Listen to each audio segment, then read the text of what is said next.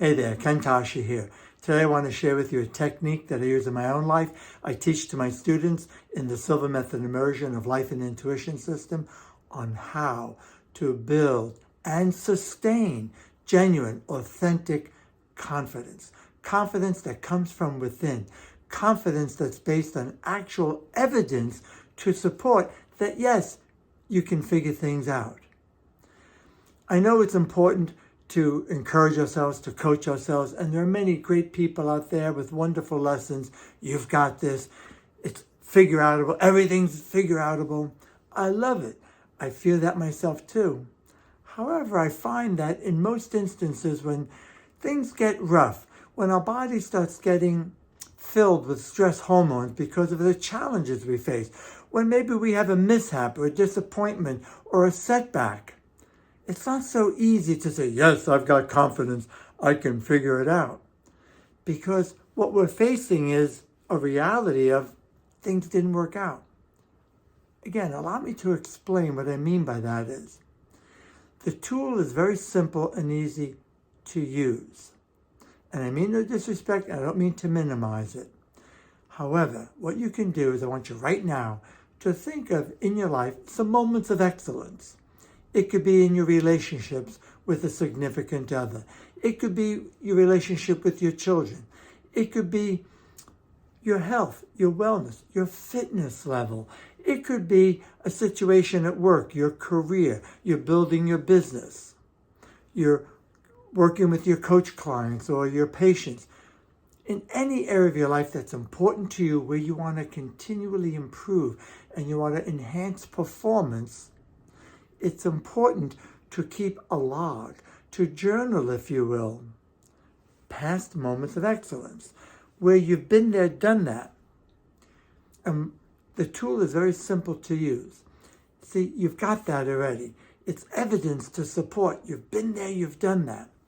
So whenever you face a new challenge, and in fact, I'd like to see you do this in the morning before you start your day, what now we call priming. It is a way to prime yourself.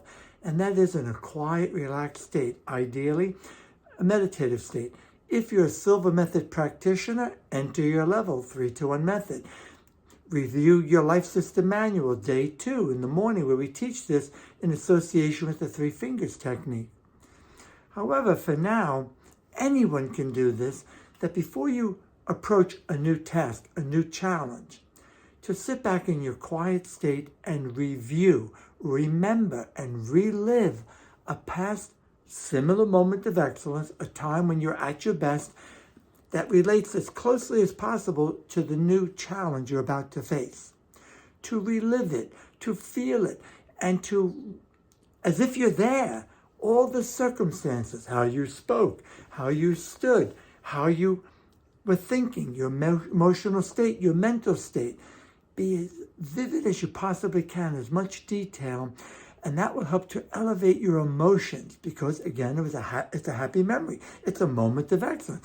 It's a situation where you hit all your marks. You were there. You did it. And that puts you into a state of being so that you're more likely to what? Duplicate it and to bring that with you. Because let's face it, a big mistake that we all make, and I know I've done this myself too, is we'll have 10 successes, 1 not so good, and what do we focus on? And what do we worry about? What didn't work out.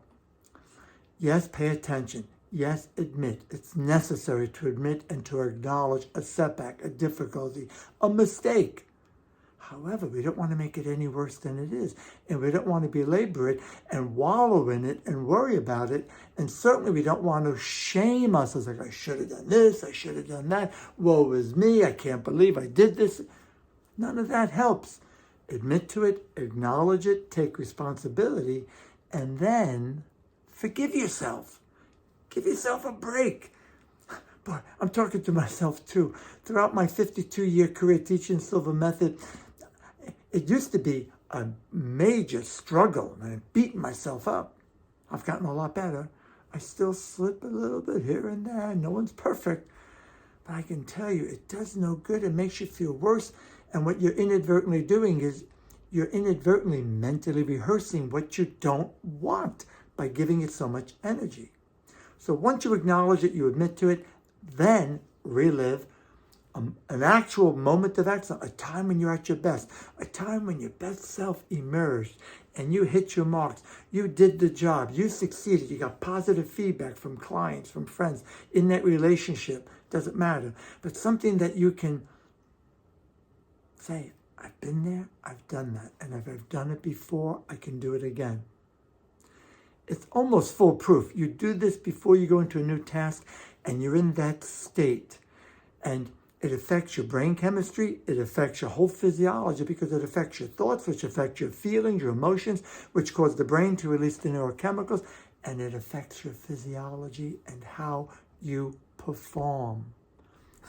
It's no secret. Professional athletes have been doing this for a long time. I don't know for sure how long, but for a long time, mentally rehearsing what? The way they want to be. Watching videos of a competitor or of themselves when they're at their best and rehearsing that. Because what you're doing is you're firing and wiring your brain. You're firing and wiring so that you make changes within in your subconscious. So my friends, you can use all the positive affirmations. They're great. They feel good. But they're temporary. It's very temporary relief. You'd have to repeat them a million times. And it's not really my opinion. It's based on neuroscience, what we know about affirmations. They're wonderful. What counts, what you really make the difference with, is to internalize it, to feel it, to elevate your emotions, and to do this in an alpha theta brainwave state, which you learn in the Silva Method, so that you make it so real that you're literally creating a new habit pattern. You're creating new neural pathways. And remember, it's not a quick fix. You'll need to repeat this. And I can assure you, do this on a day-to-day basis in the morning. Relive some past moments of excellence. It puts you into a whole state. And then mentally rehearse your day. Mentally rehearse desired outcomes, the way you want to be during the day. Things that are important to you. In other words, you're creating your future self. You're visiting your future self as if you're there already, at your best self emerging. That will also create a feeling of hope. And when you have hope, you're more likely to access intuitive wisdom.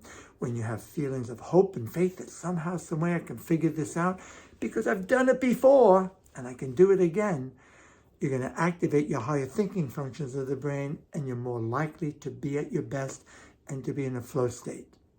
So I will say, you've got this. You can do it as long as you do the inner work and play with it and work with it on a day-to-day basis. I trust and believe when you do this, you'll get results. Remember, you're far better than what you give yourself credit for. Make sure you practice. Thank you for listening.